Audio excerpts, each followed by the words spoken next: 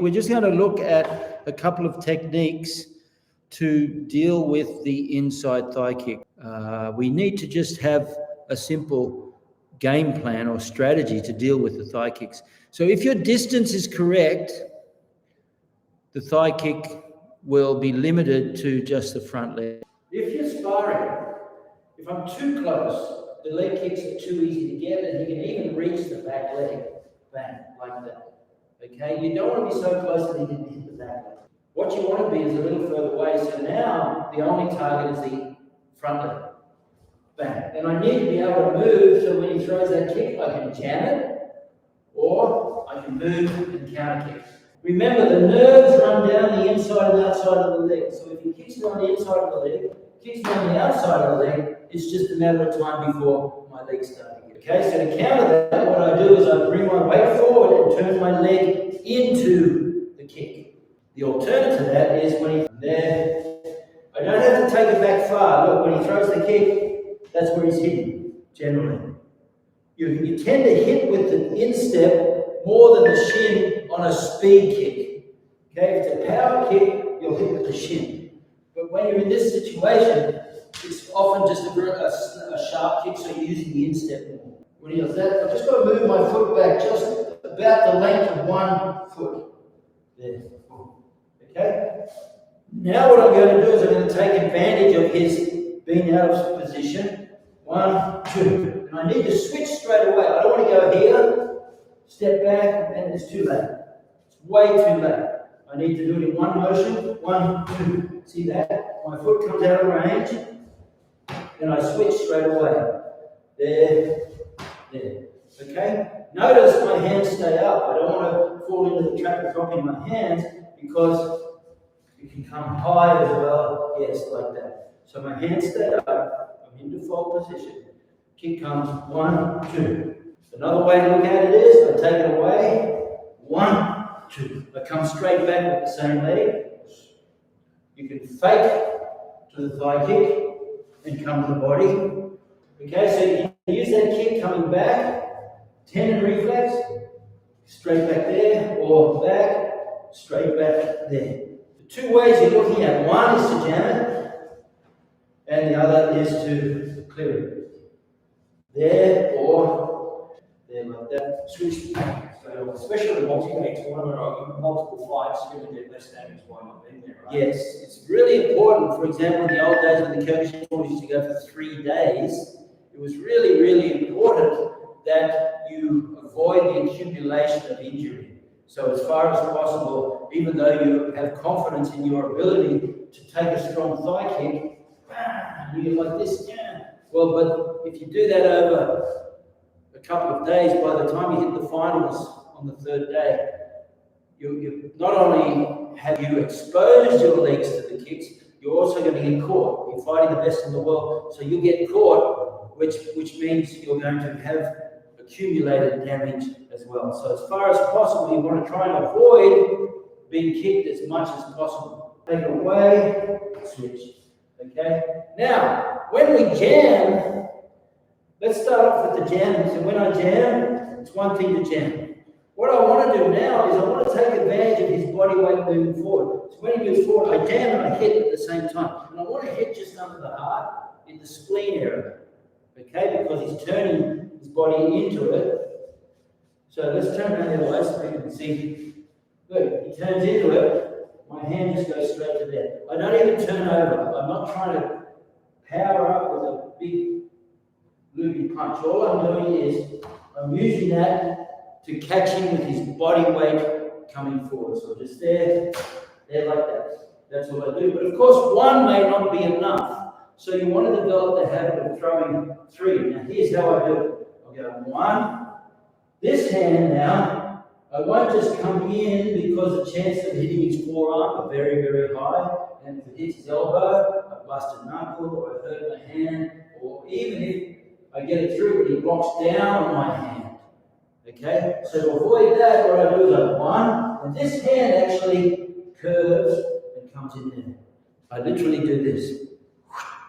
I come in, so it's like, you know when you practice shito ski, in basics, you actually bring it straight into the center line.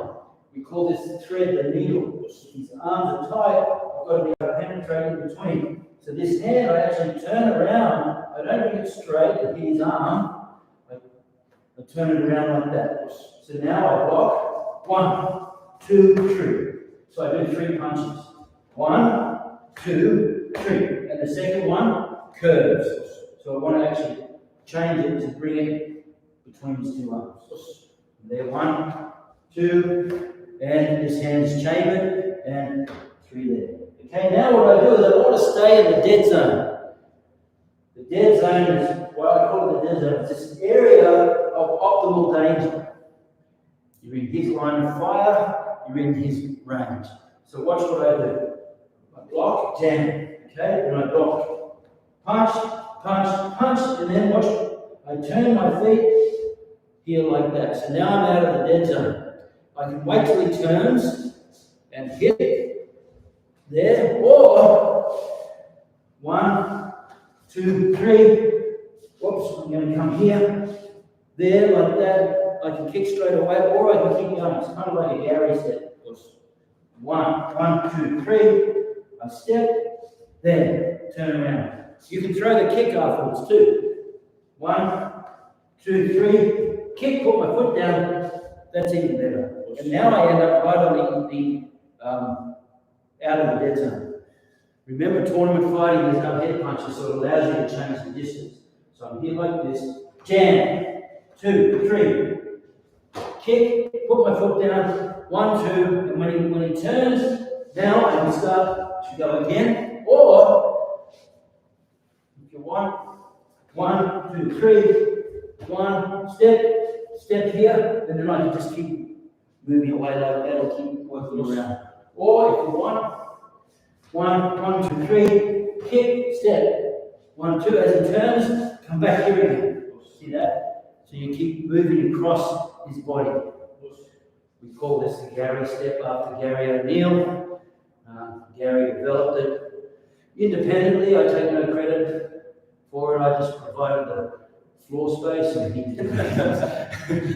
Okay, so here we are. Kick comes, jam. Kick comes, jam. 2, 3, switch. Okay, kick comes, jam. 2, 3, switch. Put my foot down, move off the angle. Yes, like that. The other thing you can do, which I use successfully a lot, the kick comes 1, 2, 3. I kick, put my foot down, and lean away and control unwashing like that. Okay, that works very well as well.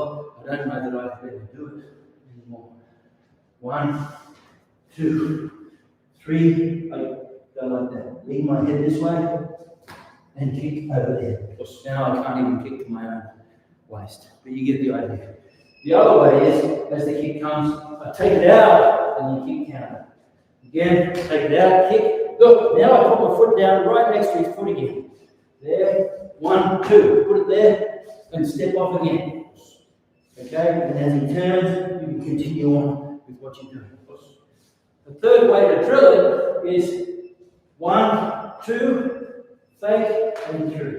Okay, so I do 2 kicks now. Stay in the kick zone. 1, 2, fake, 3, like that, or 1, 2, fake, kick there as well. Okay? They're just some really simple ideas of how to use that. How to use that range, because the range is key. Again, if I'm too close, I'm coming in, this is just going to nail my back leg. And if I get caught there, it really is debilitating. So I have to be conscious of making sure that the range is such that he can't reach my back leg, he can only reach my front leg. He can either kick me here, boom, or he can kick me here, which I'm going to go under there, or if he kicks, I'm going to take it away and kick like that. But we're not dealing with the outside one today, we're simply looking at the inside. Put down, change it. Okay? There you go, simple little idea of how to deal with that inside thigh kick. Us. Sensei Gary Huang, he was part of the tournament organising committee for the national championships the weekend, did a fantastic job. Now you're talking, stepping in with body strike has always been an effective counter against kicks. Stepping in also minimises power. Good, yeah. So if you do step out, you've got to remember that your weight's going back, but you use that wave motion. So the weight goes back and then you come forward again with a nice tendon reflex movement off the back leg. Yeah, the stretch shortening cycle. Yeah. Hidari Jodamashi against Sachuchimoto is also very nice. Yes, if you have the flexibility. That's true, very much so. Yeah, you have, I mean, someone like Midori Kenji would just nail guys with that. Nice and deep, they throw the kick and he just launched that Jodamashi. Takes a lot of flexibility. Sosai said that flexibility is the mother of all technique. What he actually said was, kumite is the lifeblood of karate. Kata is the foundation of kumite. Moving basics is the foundation of kata.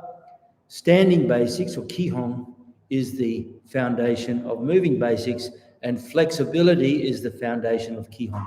So kihon no kihon wa junansei. Okay? Is that what he would say? Yes. But he'd say it with an accent. He'd go, Kihon no kihon wa junansei da. That's how Soso would say. Okay, so the lifeblood of karate is kumite. The kihon of kumite is kata. The kihon of kata is ido geiko. The kihon of ido geiko is kihon. And the kihon of kihon, flexibility.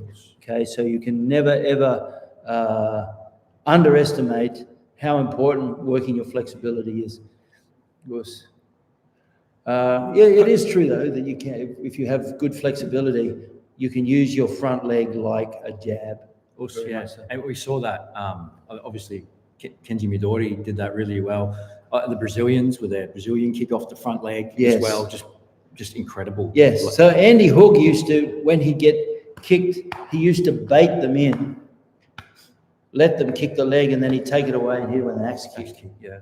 Francisco Filio, or actually probably more accurately, Madamir Costa, he'd bait them in, bring the kick up, and turn it into a Brazilian kick. Yeah. You know, and that all requires flexibility. You know, if you want to see the potential of good techniques based on a foundation of good flexibility, watch Andy Hook, watch Ademir da Costa. He's my favorite all-time fighter. Watch Francisco Filio, Midori Kenji, unbelievable. These guys are just the bomb. Jalil Khan, also, I like the idea of drawing a step to attack a rear right with the left. It can be harder to get kicks going from the opposite. It can be, there's a love heart behind that. Hard to get kicks going from the opposite stance. Yeah, I mean, look, it's all footwork, and if you can change your footwork to attack the back leg, power to you. There are the four main targets for the leg kicks.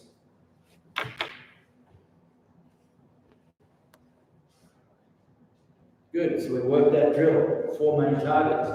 Front leg in, outside, back leg, outside, and inside. They're your four targets. So a good drill, which we've done numerous times, but we're happy to do it again, is he just kicks. 1, 2. That teaches you to get the body weight correct. You're not standing here and letting him hit the nerve. You're learning to angle the leg so that you take the kick at the correct angle, but also at an improved distance. You don't want to be right at the zenith point of acceleration. You want to actually intercept the yeah, they're like that, they're like that, they're like that, they're like that. Then you can start to do the simultaneous as he kicks. Come again, boom, underneath there. Again, let's go a couple times or so, underneath there. Okay, then I go inside, and this is exactly what we were just doing. Boom. Here, take that away, kick there, or take it away and kick high over the head, which I can't do anymore. Okay, so he comes inside here, take it away there. And the fourth one is, as he kicks here, I'm just going to come straight up like a rugby kick, like a punt. If I chain my leg, we hit knees. So to avoid that, I just come straight up there, like that. You can also, as the kick comes here, step and rotate. So from this angle, the attack's on my back, I step away. So I step into the deceleration zone, there. And then 1, 2, 3. Okay? So yes, there's an infinite, maybe not an infinite. A lot. Yeah. I've told myself 5 million times not to exaggerate. There's a lot of possibilities with the legs kicks.